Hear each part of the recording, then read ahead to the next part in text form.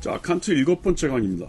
그래서 소위 이제 공공성, 공공이념, 이성의 공적 사용 이런 게 이제 칸트로부터 출발해서 굉장히 중요한 개념이 됐고, 그것이 이제 오늘날에도 뭐 공공성, 퍼블릭이라는 게 뭐냐, 프라이빗이라는 게 뭐냐 이런 말로 이제 우리 사회에서도 오늘날 굉장히 논쟁이 많이 되고 학문적으로 중요한 이 관심사가 되는데, 이 퍼블릭이라고 하는 말은 적어도 오펜틀리 열려져 있다는 얘기인데, 이거는 올바른 목적을 지향한다.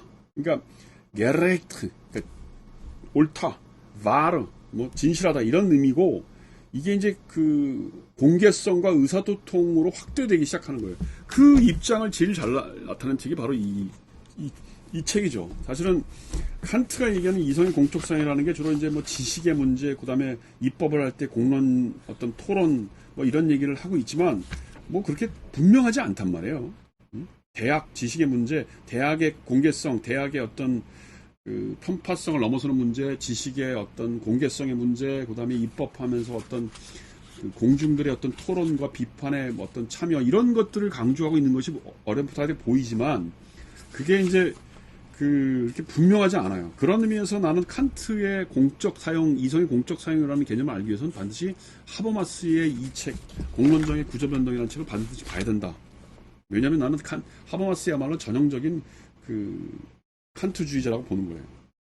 그래서 이 책 간단하게만 설명을 하면, 1장에서는 주로 그 공론장이 만들어지기 전에, 부르주아 사회가 등장하기 전에 공론이라는 장이 어떻게 만들어졌느냐, 뭐 그런 얘기를 설명하는 겁니다. 그래서 그 당시에 가장 중요했던 공론장, 그 부르주아 17세기, 18세기 부르주아 공론장이 만들기 전에는 주로 과시적 공론장이라고 그러죠. 뭐 국왕이나 교황들이 이렇게 의복을 입고, 그다음 행진할 때 무슨 이렇게 깃발을 들고 하는 거, 이런 걸 이제 소위 과시적 공론장이라고 그러죠. 그래서 가문과 그 종교적인 어떤 위엄을 표시하는 거였단 말이에요. 그러다가 17세기가 되면 이제 부르주아라는 계급을 기반으로 그 다음에 무슨 여러 가지 그 문화적인 일이 벌어지기 시작했는데, 대표적인 게 뭐냐면 사롱이라는 거죠. 사롱의 문화가 만들어지기 시작했다는 거예요. 주로 프랑스에서 시작을 했죠. 사롱이. 영국에서는 주로 커피하우스고, 독일에서는 이제 그 독서 클럽 같은 것들이 만들어졌는데, 이 사롱이라고 하는 것이 뭐냐면, 귀족들이 불러다가 누구를 불렀냐면 무슨 철학하는 사람, 그림하는 사람, 음악하는 사람 불러다가 이제 너 강의 좀 해보쇼. 뭐 철학이든 뭐 음악이든 뭐 그림이든, 사랑치 않쳐도 아예 먹이고 재우고 했다는 거 아니에요. 근데 처음에는 뭐 귀족들 두세 명이 듣다가 나중에 그게 하나의 어떤 모임이 됐다는 거 아니에요. 그래서 파리에는 그런 모임이 뭐 몇천 개씩 있었고, 한참 유명할 때는 그 파리 그런 귀족들 모임에 가입하지 않으면 사교를 할 수 없는 정도까지 됐다. 뭐 이제 이런 게 그 사롱의 역사인데, 이 사롱의 역사에서 굉장히 중요한 게 뭐냐면, 이 사람들을 그걸 뭐라 그래요? 사람들이 그걸 뭐라 그러죠? 이 사롱에서 사람들을 불러다가 강연을 시킬 때 중요한 게 뭐냐면 106페이지, 107페이지입니다. 이 책에. 첫째는 지위의 평등을 전제하는 것이 아니었다는 거예요. 말하자면, 뭐, 루소 같은 사람이 아마 이런 사롱에 불려다니면서 정치 철학을 강의했던 대표적인 사람인데, 루소는 아주 쌍놈이고 평민이란 말이에요. 근데 그때만 해도 프랑스가 굉장히 지적으로 혹은 신분적으로 이 구별이 심한 상태였는데, 사롱의 주인들이 주로 이제 그 과부들이, 돈 많은 귀족 과부 계급들이 많았대요. 그냥 데려다가 너도 쌍놈이지 뭐 우리 같이 얘기하자. 뭐 이랬다는 겁니다. 그 다음에 이제 중요한 게 107페이지입니다. 두 번째가 공중의 토론은 이제까지 의문시되지 않았던 영역을 주제로 한다. 그게 무슨 말이냐면, 그 당시만 해도 좋은 그림, 좋은 음악, 좋은 뭐 소설, 책, 이런 거 다 교회가 그걸 정해줬어요. 그리고 그런 거 말고는 읽으면 안 됐다는 거였단 말이에요. 근데 이 사롱 문화에서 어떻게 돼요? 전혀 이름도 없는 뭐 음악가들 데려다가, 뭐 교회 음악이 아니고 뭐 세레나다 뭐 했는데 너무 듣기 좋다. 그거 좋다. 그럼 책도 루소 같은 사람이 썼던 사회계약론, 당대 금서였단 말이에요. 근데 그걸 보니까 상당히 배울 게 많다. 그리고 좋다고 박수를 쳤다는 거 아닙니까? 그런 의미에서 보면 첫 번째 신분의 고하를 했다는 것이 어떻게 보면 신분적 질서에 대한 저항을 의미했다면, 그러니까 이 소위 공적 이성이었다면, 내용의 공적 이성이죠. 이제 어떤 것도 마음대로 얘기해라. 그러니까 칸트가 학부들의 논쟁에서 뭐 상위 학부, 하위 학부 어떻게 나누느냐, 그렇게 나누는 거, 정부가 개입해서 그렇게 나누는 거 잘못됐다라고 얘기한 거나, 이 사롱에서 교회가 무슨 좋은 책, 안 좋은 책 이렇게 나누는 거를 거부하고 마음대로 얘기할 수 있게 했다는 거. 이게 바로 이제 이성의 공적 사용이죠. 적어도 하버마스가 보기에는. 셋째가 뭐냐면 이제 이게 상당히 중요한 요기인데, 문화를 상품 형태로 전환시킴으로써 문화를 비로소 토론 능력을 갖춘 문화로 만들어낸 동일한 과정이 공중의 원칙적 폐쇄성을 가져온다. 각각의 공중이 아무리 배타적일지라도 공중이 결코 완전히 빗장을 걸고 하나의 파벌로 고착될 수는 없다. 그러면서 여기서 뭘 했냐면 뉴스레터를 만들기 시작했다는 거예요. 다시 말해서 하나의 상품처럼 책이나 음악을 얘기할 수 있고, 아 이거 좋은 음악인데 나 얼마에 살게, 나 이 그림 얼마에 살게. 그 다음에 뉴스레터를 만들어서 야 우리가 지난번 모임에서 다 못 모였는데 한 50명 모여서 루소 정치 철학 강의를 들었는데 그 내용이 뭐였고, 아 이런 건 이렇게 얘기를 하더라고, 토론으로 비판적인 내용이 이런 게 나왔고 하는 거를 뉴스레터를 만들어서 그날 모든 다른 회원들한테도 보내줬다는 거예요. 지금 이 지적했던 이 세 가지가 뭐냐면 문해적 공론장을 만들었던 중요한 기능이었다는 겁니다. 근데 중요한 건 뭐냐면 그 문해적 공론장에 들어가서 저렇게 귀족들한테 뭔가 이렇게 강의를 듣고 서로 토론하려면 사람들이 집에 와서 책도 좀 읽고 그랬다는 거예요. 그래서 문해적 공론장 옆에 사생활의 영역, 프라이버시라고 하는 게 만들어졌다는 겁니다.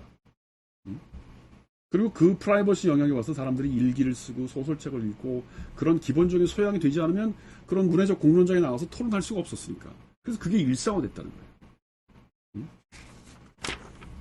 그 다음에 이제 이게 그 공론장의 구조 변종 2장에 대한 내용을 간단하게 요약을 한 건데, 그 다음에 이제 3장이 되면 공론장이 정치적 기능으로 변한다는 거죠.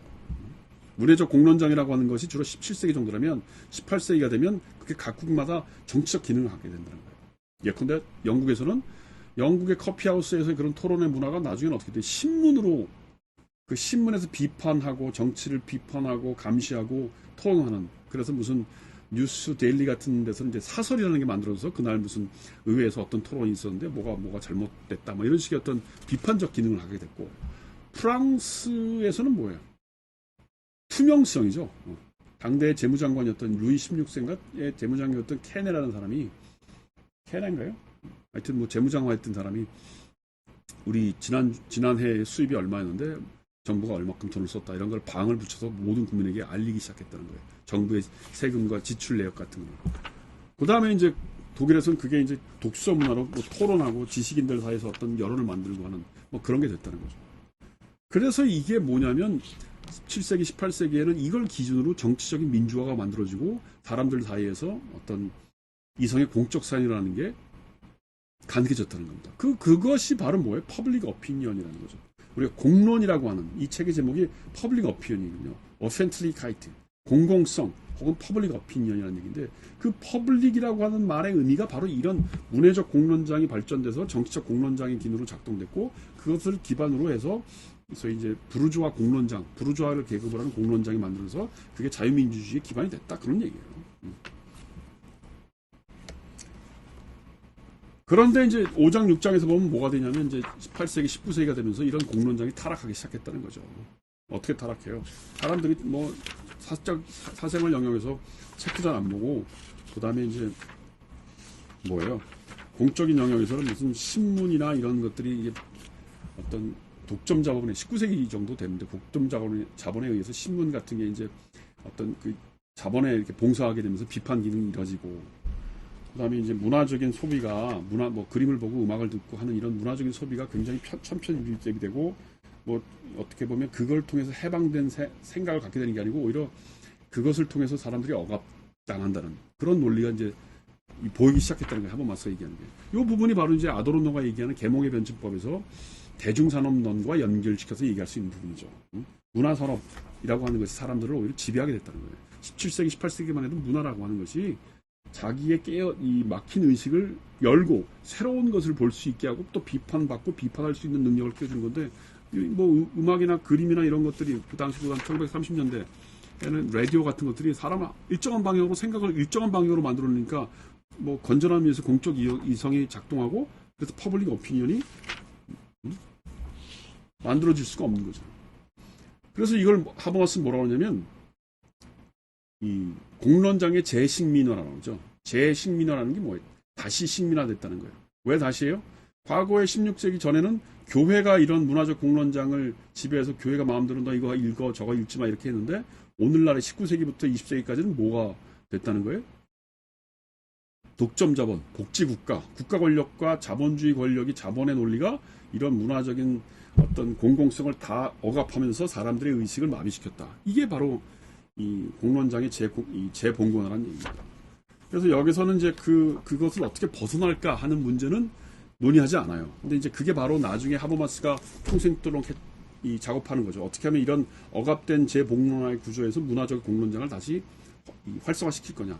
왜냐하면 칸트적인 입장을 이어받고 있는 하버마스 입장에서는 그것을 다시 극복할 수 있는 이런 재봉건화된 자본과 국가 권력에 의해서 다시 이렇게 억압된 이 문화적인 공론장 혹은 이성의 공적 사용이라고 하는 능력은 칸트적인 의미에서의 이성의 공적 사용을 개발시킬 수 있는 그 기제를 통해서만 발현될 수 있다는 거예요. 그게 뭐예요? 의사소통 행위 이런 거죠. 그게 이제 어떻게 보면 그 부분이 계몽이라고 하는 켄트의 계몽이라는 걸 이어받는 하버마이스 입장이라고 한다면 후골은 그 해석을 조금 다르게 해보는 거죠. 그 얘기는 다음 시간에 하겠습니다.